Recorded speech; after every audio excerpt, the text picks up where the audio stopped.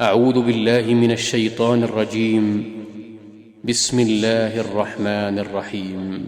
إن الذين كفروا بالذكر لما جاءهم وإنه لكتاب عزيز لا يأتيه الباطل من بين يديه ولا من خلفه تنزيل من حكيم حميد. بسم الله الرحمن الرحيم. الحمد لله رب العالمين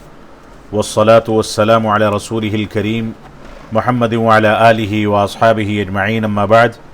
أعوذ بالله من الشيطان الرجيم. بسم الله الرحمن الرحيم. إن الذين كفروا بالذكر لما جاءهم وإنه لكتاب عزيز لا يأتيه الباطل من بين يديه ولا من خلفه تنزيل من حكيم حميد. سورہ فصلت آیت نمبر 41 اور 42. محترم سامعین کرام، اسلامی عقائد کی اصلاح سے متعلق جو سلسلہ شروع کیا گیا تھا، اس کا یہ 14واں درس آپ کے سامنے پیش کیا جا رہا ہے. اور جیسا کہ پچھلے درس میں ذکر کیا گیا تھا کہ آج کے درس میں آسمانی کتابوں میں قرآن مجید کے علاوہ دوسری کتابوں میں جو تحریف ہو گئی، اس کے دلائل اور قرآن مجید کی بعض خصوصیات اور اس کی فضیلت اور قرآن مجید کے محفوظ ہونے کے دلائل کے بارے میں گفتگو کی جائے گی. جو آیت کریمہ میں نے آپ کے سامنے تلاوت کی ہے، اس آیت کریمہ میں سورہ حامیم السجدہ یا سورہ فصلت کی آیت نمبر 41 اور 42 میں اللہ رب العالمین نے ارشاد فرمایا، جن لوگوں نے قرآن اپنے پاس پہنچ جانے کے باوجود اس کا انکار کیا اور اس سے کفر کیا، یہ بڑی باوقعت کتاب ہے. لا یأتیہ الباطل من بین یدیہ ولا من خلفہ تنزیل من حکیم حمید، جس کے پاس باطل پھٹک بھی نہیں سکتا، نہ اس کے آگے سے نہ پیچھے سے. یہ نازل کردہ کتاب ہے، حکمتوں اور خوبیوں والے کی طرف سے ہے. یہ اللہ رب العالمین کی جانب سے قرآن مجید کو ایک سرٹیفکیٹ حاصل ہے کہ قرآن مجید میں کوئی چاہے اور کوشش کرے اور قرآن مجید کو بدلنا چاہے، اس کے باوجود قرآن مجید میں باطل اور قرآن مجید کے علاوہ جو حقائق ہیں وہ قرآن مجید میں کسی بھی صورت میں داخل نہیں کیے جا سکتے، کیونکہ قرآن مجید تنہا وہ کتاب ہے جس کی حفاظت کی ذمہ داری اللہ رب العالمین نے لے رکھی ہے. تو آسمانی کتابیں دنیا میں جتنی بھی نازل کی گئیں، تورات ہو، انجیل ہو، زبور ہو، یا اسی طرح سے دوسری کتابیں ہوں، چاہے ان کا وجود موجودہ دور میں ہے یا نہیں ہے، ساری کی ساری کتابوں میں تحریف کر دی گئی. اس کے ماننے والوں نے اپنی مرضی اور اپنی ہوا پرستی کے لحاظ سے اس میں تبدیلی کر لی، اس کی آیتوں کو بدل دیا، کبھی اضافہ کیا، کبھی کوئی نقص واقع کر دیا. لیکن قرآن مجید کو اللہ رب العالمین نے ہر حالت میں ہر قسم کی تحریف، حذف و اضافے سے محفوظ رکھا. اور مسلمانوں کی جانب منسوب بعض فرقے اس بات کا اعتقاد یقیناً رکھتے ہیں کہ قرآن مجید میں تحریف واقع ہو گئی ہے، لیکن ان کے اتہامات، ان کی توجیحات اور تاویلات، اور انہوں نے قرآن مجید کے بارے میں جو حفوات اور فضولیات بیان کی ہیں وہ ان کے منہ پر ہی ماری جاتی ہیں کہ قرآن مجید رسول اکرم صلی اللہ علیہ وسلم کے عہد مبارک سے لے کر کے آج تک تحریری شکل میں اور اسی طرح سے سینہ در سینہ جس انداز سے محفوظ کیا جاتا رہا ہے، اس کو محفوظ کرنے کی سندیں بھی محفوظ ہیں. یہ اللہ رب العالمین کا فضل و کرم ہے کہ قرآن مجید کو اللہ رب العالمین نے اسی طرح سے محفوظ فرمایا ہے. تو قرآن مجید کے اندر کسی انداز کی تحریف اور تبدیلی کا امکان موجود نہیں ہے. البتہ دوسری کتابوں میں تبدیلی بھی ہوئی ہے، تحریف بھی ہوئی ہے، اور خود اس کے ماننے والوں نے اس کو بدل کر کے اس کے معانی اور مفاہیم کو تباہ و برباد کر کے رکھ دیا ہے. اسی وجہ سے اللہ رب العالمین نے قرآن مجید کے اندر دوسری کتابوں کی تحریف کا تذکرہ بار بار فرمایا ہے. اللہ رب العالمین کا فرمان ہے یہودیوں کے بارے میں، افتطمعون ان یؤمنوا لکم وقد كان فریق منهم يسمعون کلام اللہ ثم يحرفونه من بعد ما عقلوه وهم يعلمون۔ اللہ رب العالمین نے سورہ بقرہ کی آیت نمبر 75 میں ارشاد فرمایا، اے مسلمانوں کیا تم چاہتے ہو کہ یہ ایماندار بن جائیں، حالانکہ ان میں ایسے لوگ بھی ہیں جو کلام اللہ کو سن کر عقل و علم والے ہوتے ہوئے بھی اس کو بدل ڈالتے ہیں اور اس کے اندر تبدیلی کر دیتے ہیں۔ اور اسی طریقے سے اللہ رب العالمین نے سورہ نساء میں آیت نمبر 46 میں ارشاد فرمایا، من الذین ہادوا یحرفون الکلم عن مواضعہ، بعض یہودیوں نے کلمات کو ان کی ٹھیک جگہ سے پھیر کر کے اس میں ہیرا پھیری کر دی، اور یہ لوگ تبدیلی کرنے والے ہیں، یعنی انہوں نے اپنی کتابوں کے اندر ہیرا پھیری کر لی۔ تو قرآن مجید کی بہت ساری آیتوں میں اس بات کی دلیل موجود ہے کہ دوسری آسمانی کتابوں میں اس کے ماننے والوں نے تحریف کر لی ہے۔ اس تحریف میں کبھی زیادتی کرنا اور کبھی کمی کرنا دونوں ثابت ہے۔ اللہ رب العالمین نے زیادتی سے متعلق ارشاد فرمایا، فَوَيْلٌ لِّلَّذِينَ يَكْتُبُونَ الْكِتَابَ بِأَيْدِيهِمْ ثُمَّ يَقُولُونَ هَذَا مِنْ عِنْدِ اللَّهِ لِيَشْتَرُوا بِهِ ثَمَنًا قَلِيلًا فَوَيْلٌ لَّهُم مِّمَّا كَتَبَتْ أَيْدِيهِمْ وَوَيْلٌ لَّهُم مِّمَّا يَكْسِبُونَ۔ سورہ بقرہ کی آیت نمبر 79 میں اللہ رب العالمین نے ارشاد فرمایا، ان لوگوں کے لیے ویل اور تباہی ہے جو اپنے ہاتھوں کی لکھی ہوئی کتاب کو اللہ کی طرف منسوب کر دیتے ہیں اور اللہ رب العالمین کا فرمان گردانتے ہیں اور اس طرح دنیا کماتے ہیں۔ ان کے ہاتھوں کی لکھائی اور ان کی کمائی کو ویل ہے، تباہی ہے، اور یہ افسوس ہے جو کچھ ان لوگوں نے کما رکھا ہے۔ اللہ رب العالمین نے یہاں واضح فرما دیا کہ وہ اپنی بنائی ہوئی کتاب، اپنی بنائی ہوئی آیتیں جس کو اللہ رب العالمین کی طرف منسوب کر کے آسمانی کتاب کا حصہ قرار دیتے ہیں، یہ تحریف میں زیادتی ہے۔ اور تحریف کے اندر نقص اور کمی کرنا، اس کی دلیل بھی سورہ مائدہ کی آیت نمبر 15 میں اللہ رب العالمین کا فرمان ہے، یا اہل الکتاب قد جاءکم رسولنا یبین لکم کثیرا مما کنتم تخفون من الکتاب، اے اہل کتاب یقیناً تمہارے پاس ہمارا رسول یعنی اللہ کے نبی صلی اللہ علیہ وسلم آ چکا ہے جو تمہارے سامنے اللہ رب العالمین کی کتاب کی بکثرت ایسی باتیں ظاہر کر رہا ہے جنہیں تم نے چھپا رکھا ہے۔ یعنی بہت ساری باتیں ایسی ہیں جنہیں اہل کتاب نے چھپا رکھا ہے، لیکن اللہ کے نبی صلی اللہ علیہ وسلم ان کا تذکرہ کر کے ان کو مکمل کرتے ہیں، ان کی تکمیل فرماتے ہیں۔ اس میں اس کے اندر نقص کرنے کی دلیل موجود ہے۔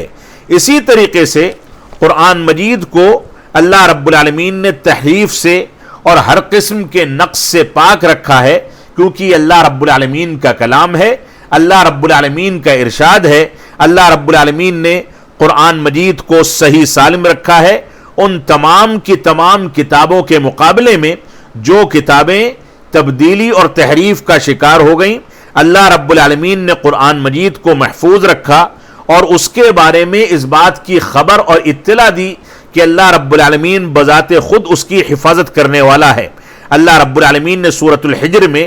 آیت نمبر 9 میں ارشاد فرمایا، انا نحن نزلنا الذکر وانا لہ لحافظون، ہم نے اس ذکر کو یعنی قرآن مجید کو نازل کیا ہے اور ہم ہی اس کی حفاظت کرنے والے ہیں۔ یعنی اللہ رب العالمین نے اس بات کی ذمہ داری بذات خود اپنے سر پر لے رکھی ہے، اپنے اوپر لے رکھی ہے کہ ہم قرآن مجید کو نازل کرنے والے ہیں اور اس میں ہر قسم کی زیادتی یا نقص سے اس کو پاک رکھا ہے۔ کوئی باطل اس کو آ کر کے نہیں دبوچ سکتا، اس کے اندر باطل کا دخول نہیں ہو سکتا اور اس میں کوئی نقص بھی واقع نہیں کر سکتا۔ نہ قرآن مجید کے احکام و مسائل میں، نہ قرآن مجید میں ذکر کردہ فرائض اور واجبات میں کسی انداز کی تبدیلی کر پانا یہ ممکن نہیں ہے۔ اللہ رب العالمین نے اسی وجہ سے قرآن مجید کو منزہ کیا ہے، جس کے بارے میں ارشاد فرمایا، شروع میں آیت کریمہ تلاوت کی گئی، لا یأتیہ الباطل من بین یدیہ ولا من خلفہ، یہ نازل کردہ ہے اللہ رب العالمین کی جانب سے جو حکمتوں والا ہے، خوبیوں والا ہے۔ اس کتاب کے اندر نہ سامنے سے نہ پیچھے سے کہیں سے باطل داخل ہی نہیں ہو سکتا، یہ اللہ رب العالمین نے ضمانت دے رکھی ہے۔ اسی طریقے سے اللہ رب العالمین نے رسول اکرم صلی اللہ علیہ وسلم کو مخاطب کر کے فرمایا لا تحرک به لسانک لتعجل به ان علینا جمعہ وقرآنہ، اے اللہ کے نبی صلی اللہ علیہ وسلم اسے جلدی پڑھنے کے لیے آپ زبان کو حرکت نہ دیں، ان علینا جمعہ وقرآنہ، اس کو جمع کرنا اور آپ کی زبان سے اس کو پڑھنا یا پڑھانا یہ ہماری ذمہ داری ہے، اس وجہ سے آپ اس کو پڑھنے میں جلد بازی نہ کریں۔ تو قرآن مجید کی بہت ساری آیتیں اس بات پر دلالت کرتی ہیں کہ قرآن مجید میں کسی انداز کی تحریف ممکن نہیں ہے، اور یہ تحریف قرآن مجید کے نزول کی ابتدا سے لے کر کے اس وقت تک کے لیے اللہ رب العالمین نے قرآن مجید کو تحریف سے محفوظ رکھا ہے،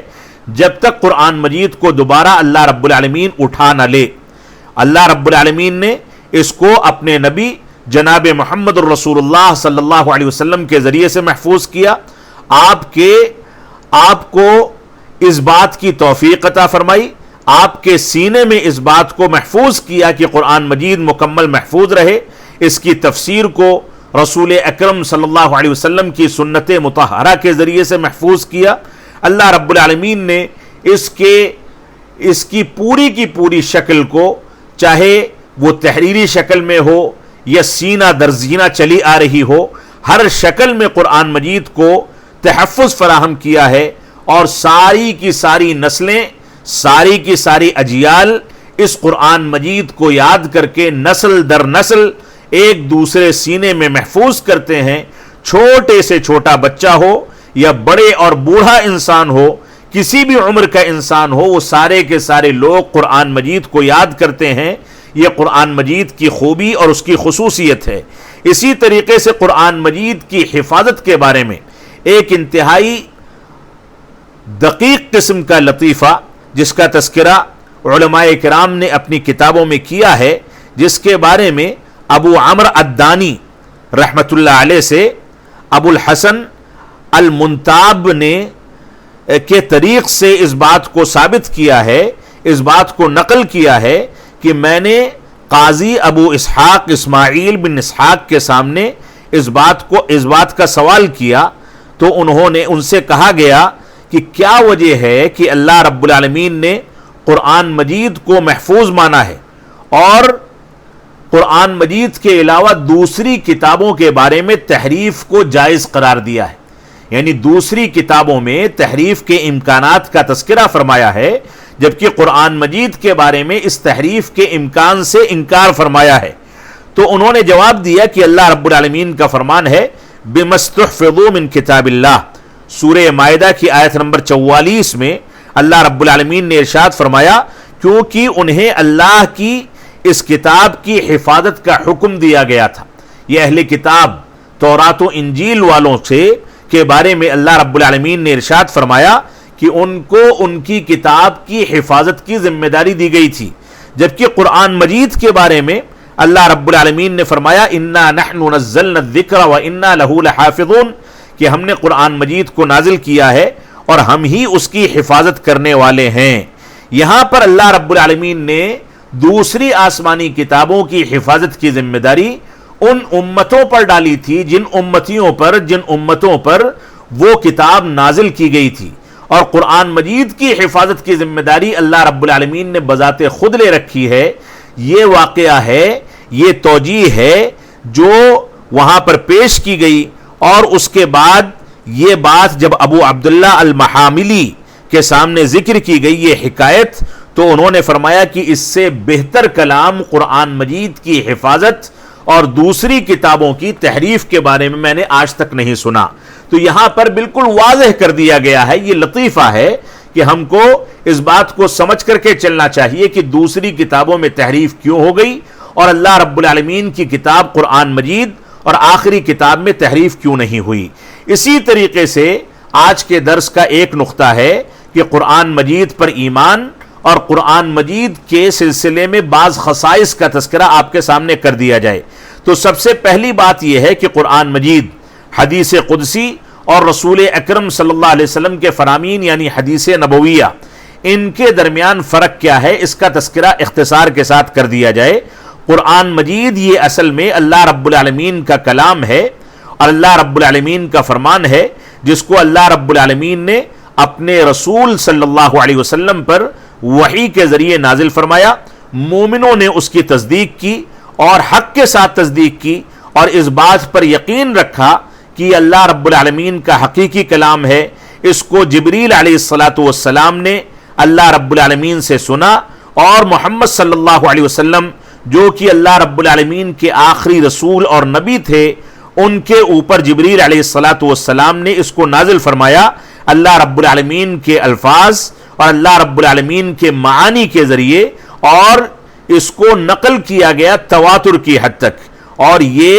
قطعیت کا فائدہ دیتا ہے، یقین کا فائدہ دیتا ہے۔ یہ مصاحف میں لکھی ہوئی ایک کتاب ہے اور اللہ رب العالمین نے اس کو ہر قسم کی تبدیلی سے محفوظ رکھا ہے، یہ قرآن مجید ہے۔ جبکہ حدیث قدسی کہا جاتا ہے اس حدیث کو جو رسول اکرم صلی اللہ علیہ وسلم اللہ رب العالمین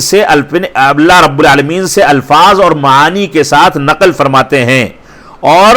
ہم تک پہنچاتے ہیں، یہ خبر احاد ہیں اور خبر متواتر ہیں، لیکن یہ تواتر قرآن مجید کے تواتر کی حد تک نہیں پہنچتا، یہ حدیث قدسی ہے۔ اسی طریقے سے حدیث قدسی کی مثال جیسا کہ ابو ذر غفاری رضی اللہ تعالیٰ عنہ نے روایت کیا کہ اللہ کے نبی صلی اللہ علیہ وسلم اللہ رب العالمین سے روایت کرتے ہوئے ارشاد فرماتے ہیں، یا عبادی انی حرمت الظلم علی نفسی، اے میرے بندو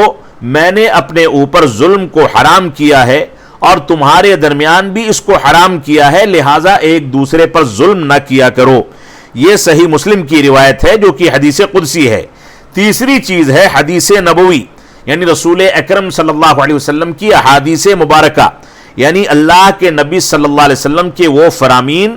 آپ کے وہ افعال، آپ کی وہ تقاریر سے مراد وہ چیزیں جن کو رسول اکرم صلی اللہ علیہ وسلم نے دیکھا لیکن ٹوکا نہیں، اس پر خاموش رہے، یعنی اس کو جواز فراہم کیا۔ اسی طریقے سے رسول اکرم صلی اللہ علیہ وسلم کے اوصاف جو بھی رسول اکرم صلی اللہ علیہ وسلم کی جانب صحیح سند سے منسوب کیے جاتے ہیں، آپ کے اقوال و افعال اور تقاریر اور اوصاف میں سے، وہ اللہ کے نبی صلی اللہ علیہ وسلم کی احادیث ہیں۔ قرآن مجید اور حدیث قدسی میں فرق یہ ہے کہ قرآن مجید کے ذریعے سے عبادت کی جاتی ہے، قرآن مجید کے ذریعے سے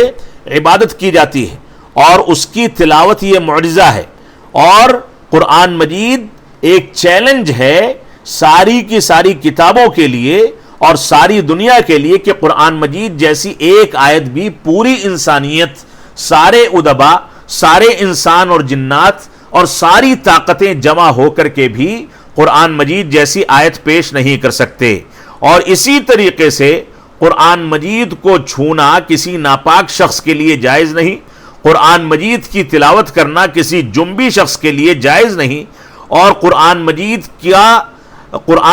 کے معانی کو روایت بالمعنی کر کے ذکر کرنا، تلاوت کو چھوڑ کر کے، اس کے الفاظ کو چھوڑ کر کے، اس کو بھی جائز نہیں کیا گیا، اور قرآن مجید کی تلاوت کو نماز کے اندر مسنون رکھا گیا ہے۔ نماز میں قرآن مجید کے علاوہ انہی چیزوں کی تلاوت کی جا سکتی ہے جو ثابت ہیں، ورنہ قرآن مجید کے علاوہ کسی بات کی تلاوت نہیں کی جا سکتی، یعنی وہ دعائیں پڑھی جائیں جو دعائیں رکوع اور سجدے میں ثابت ہیں، لیکن تلاوت کے طور پر قرآن مجید کے علاوہ کسی بھی عبارت کی تلاوت نہیں کی جا سکتی۔ قرآن مجید کو پڑھنے والے کو ایک ایک حرف پر کئی کئی گنا نیکیاں دینے کا وعدہ کیا گیا، جبکہ حدیث قدسی اس کے برخلاف، حدیث نبوی اور حدیث قدسی اس طریقے سے نہیں ہے، ان کی عبادت نہیں کی جاتی ان کی تلاوت سے، اور ان کی تلاوت قرآن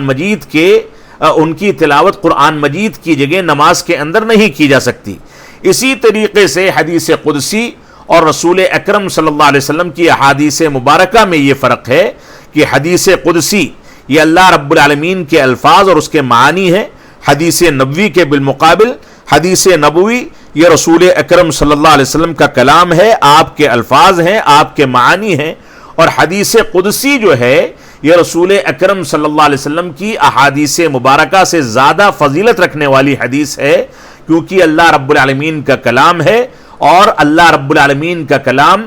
مخلوق کے کلام سے بہرحال افضل ہے، جیسا کہ آپ اس سلسلے میں قواعد التحدیث کتاب کو دیکھ سکتے ہیں۔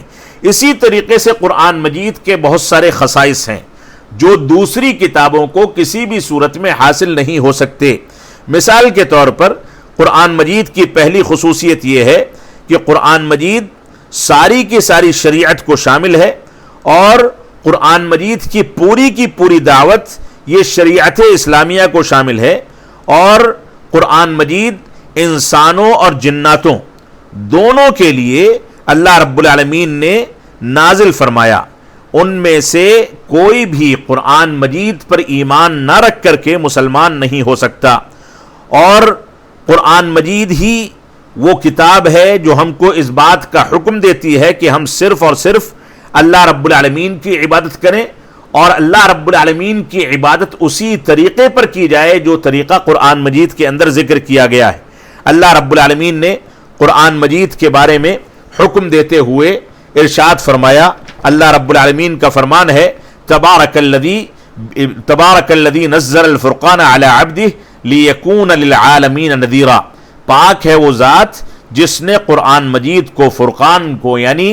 حق و باطل کے درمیان تمیز کرنے والی کتاب کو اپنے بندے محمد صلی اللہ علیہ وسلم پر نازل فرمایا، تاکہ آپ ساری دنیا کے لیے، سارے جہانوں کو ڈرانے والے بن جائیں۔ اسی طریقے سے قرآن مجید کی دوسری خصوصیت یہ ہے کہ یہ اعتقاد رکھنا کہ قرآن مجید سابقہ ساری کتابوں کے لیے ناسخ ہے۔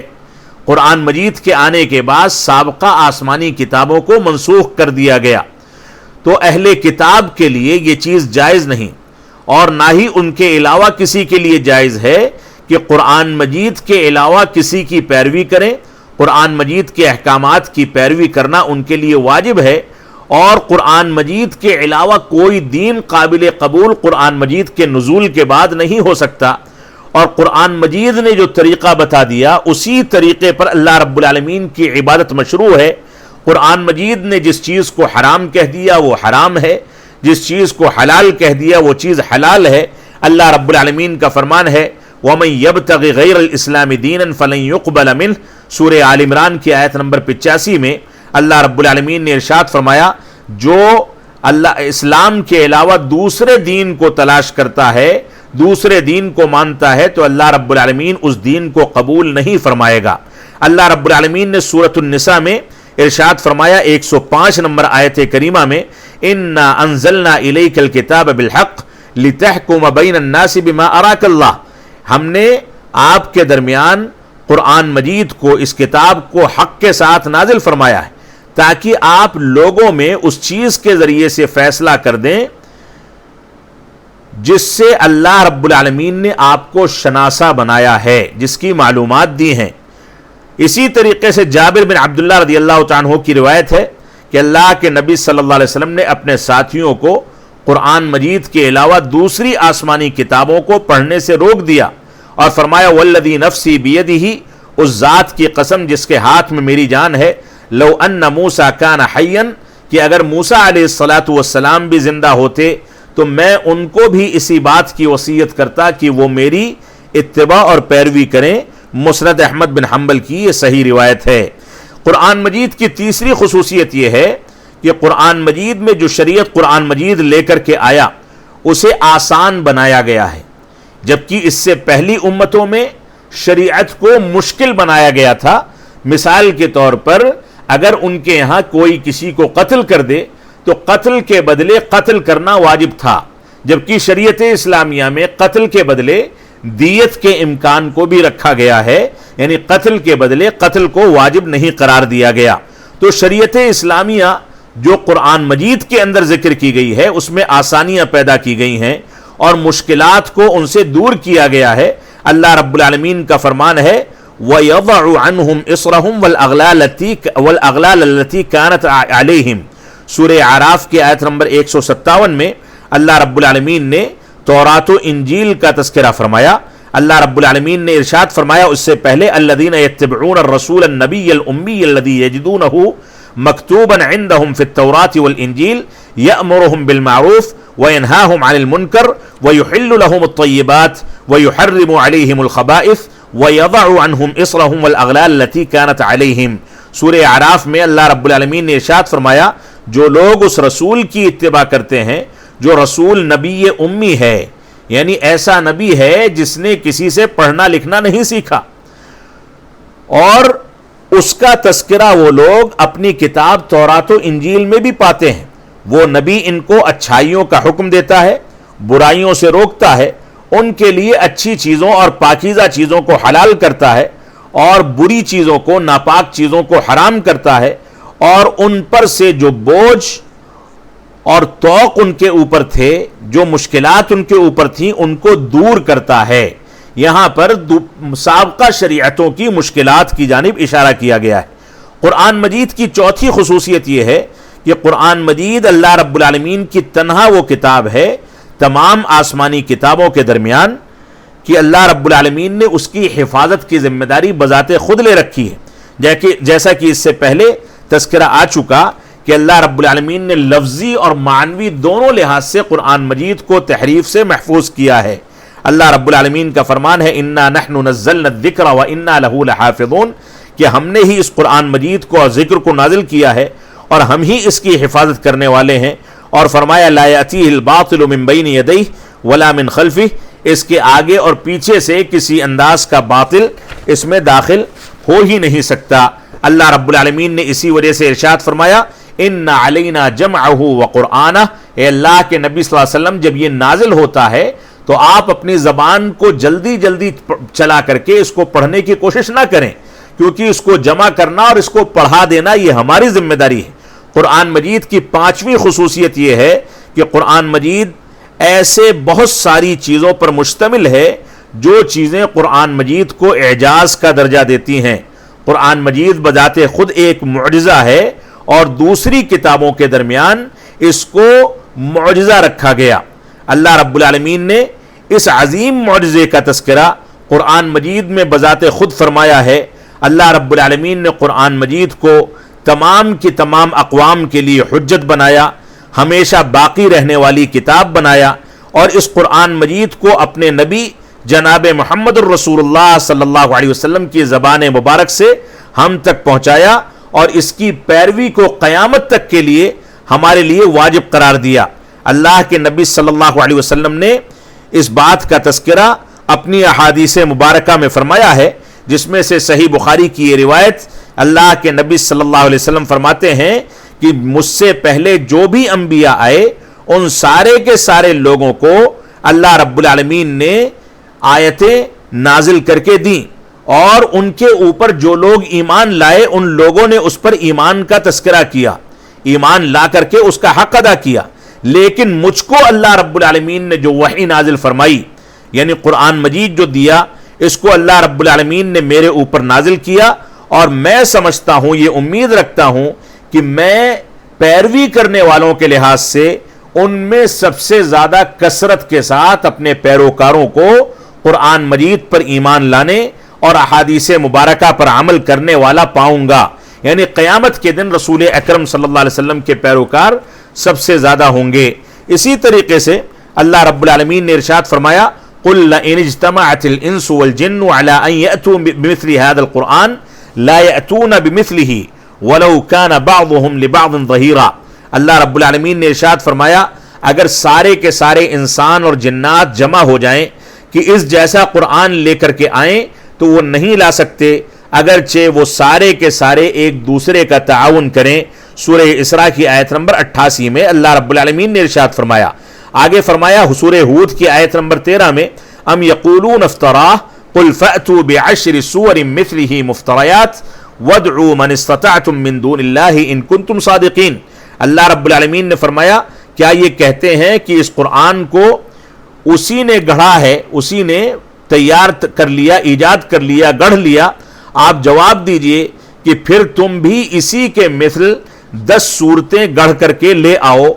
اگر تم اس بات کی طاقت رکھتے ہو، اگر تم چاہو تو سارے کے سارے لوگ جن کو تم سمجھتے ہو کہ اس کی استطاعت رکھتے ہیں، اگر تم سچے ہو تو ان کو جمع کر کے اس جیسی 10 صورتیں لا کر کے گڑھ کر کے ہم کو دکھا دو۔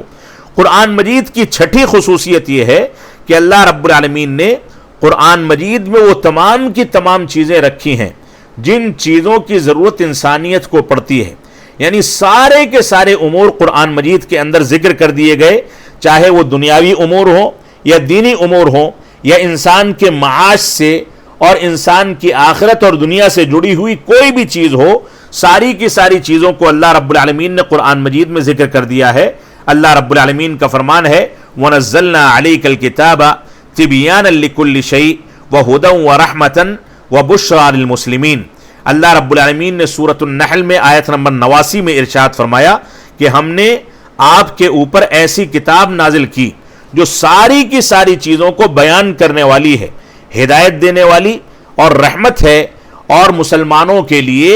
خوشخبری دینے والی کتاب ہے۔ اللہ رب العالمین نے ایک اور جگہ پر ارشاد فرمایا سورہ انعام کی آیت نمبر 38 میں ما فرطنا فی الکتاب من شیء، کہ ہم نے قرآن مجید کتاب اپنی کتاب کے اندر کوئی چیز نہیں چھوڑی، یعنی ساری کی ساری چیزوں کا تذکرہ فرمایا ہے۔ عبداللہ بن مسعود رضی اللہ تعالیٰ فرماتے ہیں کہ اللہ رب العالمین نے قرآن مجید میں تمام علوم کا تذکرہ فرمایا، اس کو نازل فرمایا، اور قرآن مجید کے اندر تمام کی تمام چیزوں کو بیان فرما دیا۔ قرآن مجید میں چاند سورج کے حقائق، کھیتی باڑی کے حقائق، سمندروں کے حقائق، آب و ہوا کے حقائق، انسان کی پیدائش کا فلسفہ، اس کی تخلیق کے مراحل، اور ساری کی ساری چیزوں کو جس تفصیل کے ساتھ قرآن مجید نے ذکر کیا ہے، وہ آج سائنس کی دنیا، میڈیکل سائنس کی دنیا بھی ہکا بکا ہے کہ اتنے بنیادی اور باریک حقائق 1400 برس پہلے کوئی کتاب کیسے ذکر کر سکتی ہے۔ تو قرآن مجید نے تمام کی تمام چیزوں کا ذکر کر دیا۔ قرآن مجید کی 7ویں خصوصیت اور خوبی یہ ہے کہ اللہ رب العالمین نے عبرت حاصل کرنے والوں اور نصیحت پکڑنے والوں کے لیے قرآن مجید کو آسان بنایا ہے۔ اللہ رب العالمین کا فرمان ہے وَلَقَدْ يَسَّرْنَا الْقُرْآنَ لِلذِّكْرِ فَهَلْ مِن مُدَّكِرٍ، کہ ہم نے قرآن مجید کو نصیحت پکڑنے کے لیے آسان بنایا، تو کیا کوئی اس سے عبرت حاصل کرنے والا اور اس میں غور و فکر کرنے والا ہے؟ سورۃ القمر کی آیت نمبر 17 میں اللہ رب العالمین کا فرمان ہے۔ اسی طریقے سے سورہ صاد میں آیت نمبر 29 میں اللہ رب العالمین نے ارشاد فرمایا کتاب انزلناہ الیک مبارک لیدبروا آیاتہ ولیتذکر اولو الالباب، قرآن مجید یہ مبارک کتاب ہے جسے ہم نے آپ کی طرف نازل کیا تاکہ اس میں غور و فکر کر سکیں اور عقل رکھنے والے اس پر غور و تدبر کر سکیں۔ قرآن مجید کی 8ویں خصوصیت یہ ہے کہ قرآن مجید سابقہ کتابوں کی جو تعلیمات تھیں ان کا خلاصہ پیش کرنے والی ایک کتاب ہے، اور ان کتابوں میں، سابقہ کتابوں میں شریعت کے جو اصول بیان کیے گئے تھے ان اصولوں کو قرآن مجید بیان کرتا ہے۔ اللہ رب العالمین کا فرمان ہے وَأَنزَلْنَا إِلَيْكَ الْكِتَابَ بِالْحَقِّ مُصَدِّقًا لِمَا بَيْنَ يَدَيْهِ مِنَ الْكِتَابِ وَمُهَيْمِنًا عَلَيْهِ، کہ ہم نے آپ کی جانب ایسی کتاب حق کے ساتھ نازل فرمائی جو سابقہ کتابوں کی تصدیق کرتی ہے اور ان کی حفاظت کرتی ہے، یعنی سابقہ کتابوں کے بہت سارے حقائق کا تذکرہ کر کے اس بات کو واضح کرتی ہے کہ تبدیلی سے پہلے ان کتابوں میں کون سے حقائق ذکر کیے گئے تھے۔ اللہ رب العالمین نے سورہ مائدہ میں آیت نمبر 48 میں ارشاد فرمایا، اور اسی طرح سے سورہ شورى کی آیت نمبر 13 میں اللہ رب العالمین کا فرمان ہے شرع لکم من الدین ما وصى به نوحا والذی اوحینا الیک وما وصینا به ابراہیم وموسیٰ وعیسیٰ ان نقیموا الدین ولا تتفرقوا فیہ۔ اللہ رب العالمین نے ارشاد فرمایا کہ اللہ رب العالمین نے آپ کے لیے ان چیزوں کو شریعت بنایا یا مشروع کیا جن چیزوں کی وصیت اللہ رب العالمین نے نوح علیہ السلام کو کی تھی، اور جن چیزوں کی وحی اس نے آپ کی جانب اور ابراہیم علیہ السلام کی جانب، موسیٰ و عیسیٰ علیہ السلام کی جانب کی تھی کہ تم لوگ اپنے دین کو قائم کرو اور تفرقہ پیدا نہ کرو۔ اسی طریقے سے قرآن مجید کی 9ویں خصوصیت یہ ہے کہ قرآن مجید سابقہ امتوں کی خبروں کی تصدیق کرنے والی کتاب ہے۔ جو پہلی امتوں میں واقعات پیش آئے، اخبار اور خبریں پیش آئیں، ان خبروں اور ان واقعات کی تصدیق کرتا ہے قرآن مجید، جیسا کہ اللہ رب العالمین نے قرآن مجید میں اس کا تذکرہ فرمایا۔ سورہ ہود کی آیت نمبر 120 میں اللہ رب العالمین کا فرمان ہے، کُلًّا نَقُصُّ عَلَيْكَ مِنْ أَنْبَاءِ الرُّسُلِ مَا نُثَبِّتُ بِهِ فُؤَادَكَ، کہ ہم نے آپ کے اوپر ان تمام واقعات کا تذکرہ فرمایا جو انبیاء کرام کے سلسلے میں پیش آئے، تاکہ آپ کے دل کو ثابت قدمی عطا فرمائیں۔ اللہ رب العالمین نے سورہ طٰہٰ میں آیت نمبر 99 میں ارشاد فرمایا، كَذَلِكَ نَقُصُّ عَلَيْكَ مِنْ أَنْبَاءِ مَا قَدْ سَبَقَ، کہ اسی طرح سے ہم آپ کے اوپر جو سابقہ انبیاء گزر چکے ہیں ان کی خبروں کا تذکرہ کرتے ہیں، ان کو بیان کرتے ہیں۔ قرآن مجید کی 10ویں اور آخری خصوصیت آج کے درس کے لحاظ سے یہ ہے کہ قرآن مجید آخری نازل ہونے والی وہ کتاب ہے، اور ان کتابوں کے لیے سب سے آخری سلسلہ ہے جو آسمان سے نازل ہوئیں، اور قرآن مجید کو سب سے اخیر میں نازل کیا گیا، اور ساری کی ساری کتابوں کے لیے اس کو خاتم قرار دیا گیا، کیونکہ یہ قرآن مجید اس نبی آخر الزماں پر نازل ہونے والی کتاب ہے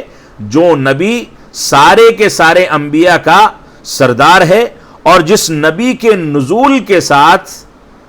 نبوت کا اور رسالت کا سلسلہ ختم کر دیا گیا، وہ اس دنیا کا آخری نبی تھا۔ اسی وجہ سے رسول اکرم صلی اللہ علیہ وسلم فرماتے ہیں، انا